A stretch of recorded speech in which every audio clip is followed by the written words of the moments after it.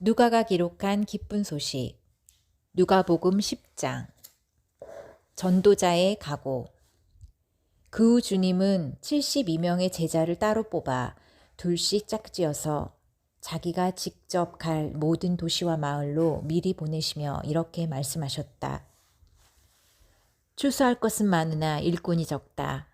그러니 주인에게 추수할 일꾼들을 보내달라고 하여라. 자, 출발하여라. 내가 너희를 보내는 것이 어린 양을 이리떼 속으로 보내는 것과 같다. 너희는 지갑이나 가방이나 신발을 가지고 다니지 말며 길에서 인사하느라고 시간을 낭비하지 말아라.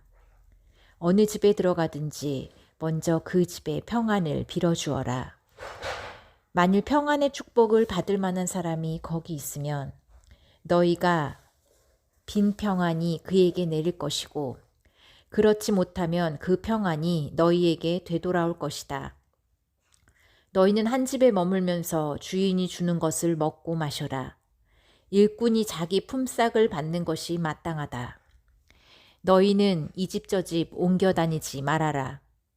어느 마을에 들어가든지 사람들이 너희를 영접하거든 차려주는 음식을 먹고 그 마을에 있는 병자들을 고치고 그들에게 하나님의 나라가 가까웠다고 하라.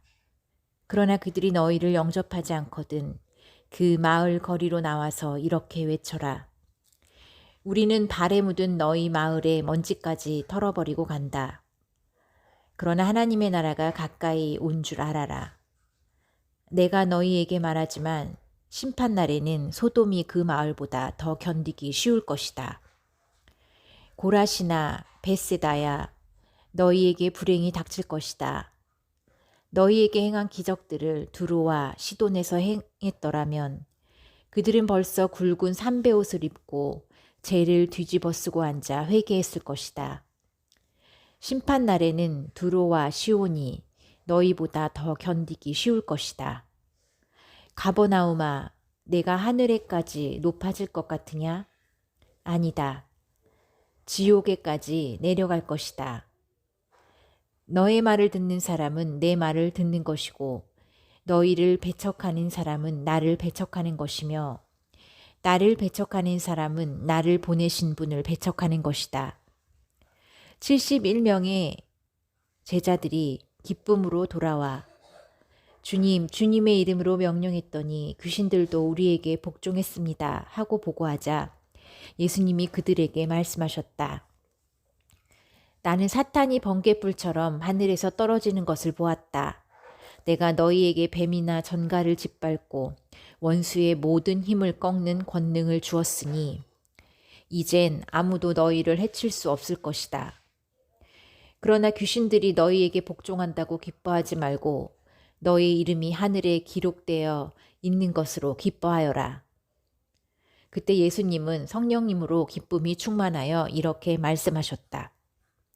하늘과 땅의 주인이신 아버지를 찬양합니다. 아버지께서는 이 모든 것을 지혜롭고 영리한 사람에게는 숨기시고 어린아이에게는 나타내셨습니다. 그렇습니다. 이것은 아버지의 기뻐하시는 뜻이었습니다. 아버지께서는 모든 것을 내게 맡겨주셨습니다.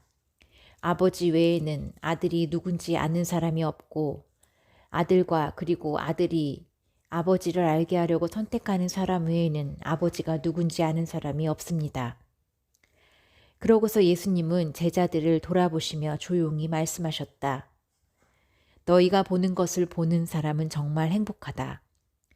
내가 너희에게 말하지만 많은 예언자들과 왕들이 너희가 지금 보는 것을 보고 싶어 했으나 보지 못하였고 너희가 지금 듣는 것을 듣고 싶어 했으나 듣지 못하였다. 선한 사마리아인. 어떤 율법학자가 예수님을 시험하려고 와서 선생님, 제가 무엇을 해야 영원한 생명을 얻겠습니까? 하고 물었다. 예수님이 그에게 율법에 무엇이라 쓰여 있으며 너는 어떻게 알고 있느냐? 하고 다시 물으시자 그는 내 마음을 다하고 정성을 다하고 힘을 다하고 뜻을 다하여 주 너의 하나님을 사랑하라. 그리고 내 이웃을 내 몸과 같이 사랑하라 하였습니다. 하고 대답하였다.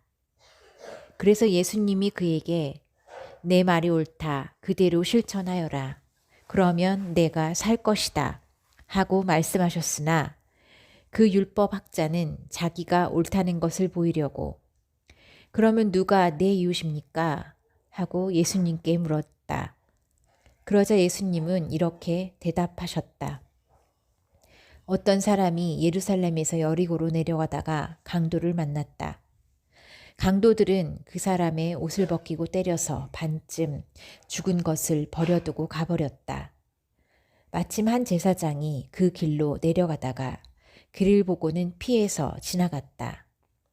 그리고 어떤 레위 사람도 그곳에 이르러 그를 보고는 피해서 지나갔다. 그러나 어떤 사마리아 사람은 여행 중에 그 길로 지나가다 그를 보고 불쌍한 생각이 들었다. 그래서 그는 다가가서 상처에 기름과 포도주를 붓고 싸맨 후 자기 짐승에 태워 여관까지 데리고 가서 간호해 주었다. 이튿날 그는 2데나리온을 여관 주인에게 주면서 이 사람을 잘 보살펴 주시오. 비용이 더 들면 돌아오는 길에 갚아드리겠소. 하고 부탁하였다. 그러니 내 생각에는 이 세 사람 중에 누가 강도 만난 사람의 이웃이 되겠느냐. 그때 율법학자는 그 사람을 불쌍히 여긴 사람입니다. 하고 대답하였다. 예수님은 그에게 너도 가서 그와 같이 실천하여라. 하고 말씀하셨다. 예수님의 일행이 예루살렘으로 가는 도중 어느 마을에 들어갔을 때 마르다라는 여자가 예수님을 자기 집에 모셔드렸다. 그녀에게는 마리아라는 동생이 있었는데 주님 앞에 앉아 말씀을 듣고 있었다. 그러나 마르다는 여러 가지를 준비하느라고 마음이 산란하였다. 마르다가 예수님께 와서 주님, 제 동생이 모든 일을 저 혼자 하도록 내버려 두고 있는데 그냥 보고만 계십니까? 저를 좀 도와주라고 하십시오. 하자. 예수님이 마르다에게 대답하셨다. 마르다야 마르다야, 내가 많은 일로 염려하고 걱정하는구나. 그러나 꼭 필요한 것은 한 가지뿐이다. 마리아는 좋은 편을 택했으니 아무에게도 그것을 빼앗기지 않을 것이다.